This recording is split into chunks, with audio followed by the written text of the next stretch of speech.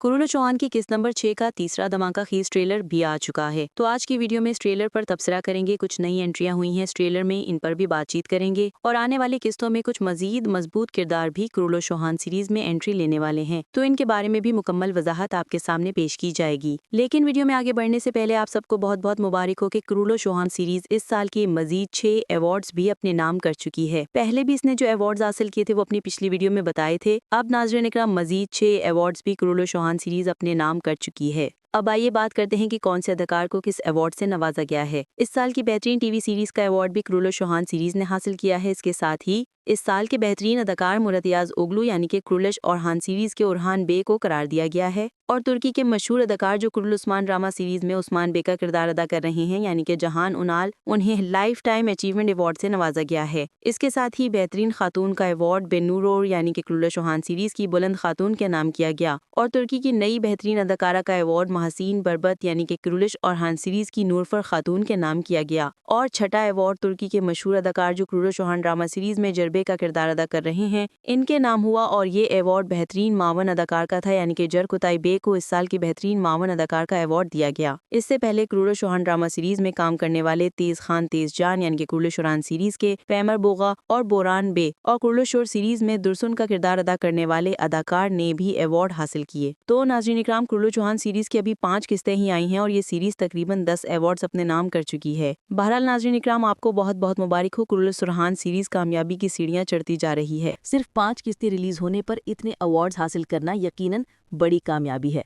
लेकिन नाजरीन किराम, मेरे ख्याल में इस दौरान कुरुल शो सीरीज को अवार्ड्स की जरूरत कम और रेटिंग की जरूरत ज्यादा है। तो इसीलिए मोहम्मद बोजदाग का जो बस चलता है कर दिखाएं और कुरुल शो सीरीज की रेटिंग किसी तरह ऊपर ले आएं, क्योंकि अगर रेटिंग किसी तरह गिरती रही तो फिर कुरुल शो सीरीज की कामयाबी मुश्किल हो जाएगी।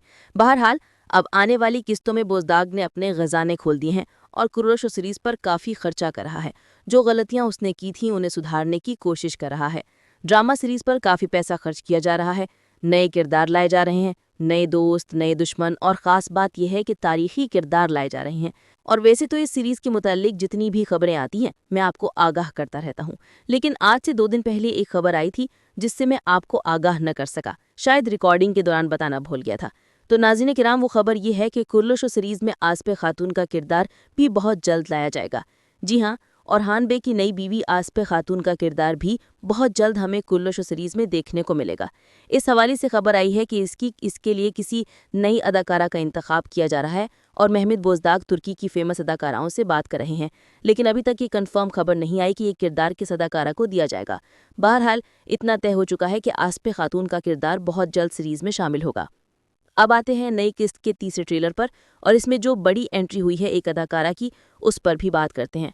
कल रात ऑफिशियल जराये से ये न्यूज़ मौसूल हुई कि तुर्की की मशहूर अदाकारा बर्बर कंदन ने कुरुल शो सीरीज की कास्ट ज्वाइन कर ली है और ये एक रोमन शहजादी के किरदार में नजर आएंगी। ड्रामा की कहानी के मुताबिक ये अदाकारा नीलूफर खातून की सौतेली बहन का किरदार अदा करेगी और इसका नाम लॉर्ड फेने या डेफेने होगा।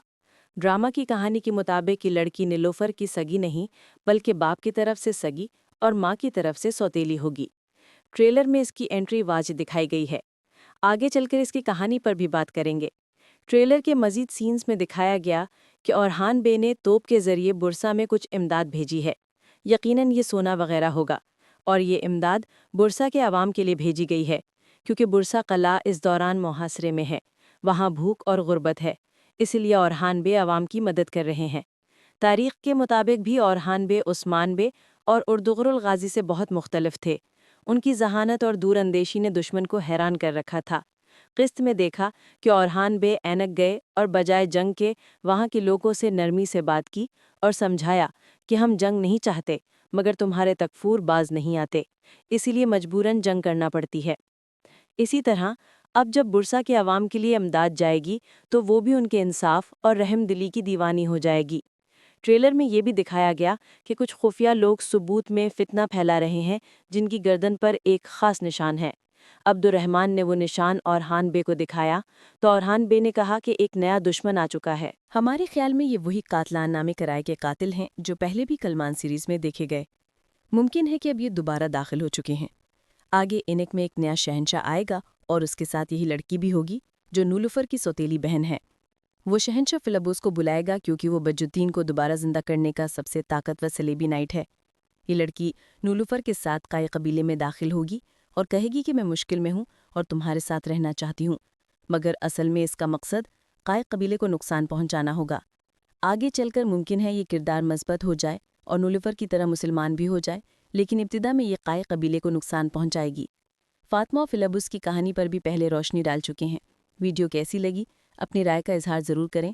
اگر ٹریلر کا کوئی سین مس ہو گیا ہو تو کمنٹ میں بتائیں، انشاءاللہ اگلی ویڈیو میں اس پر بھی تبصرہ کریں گے۔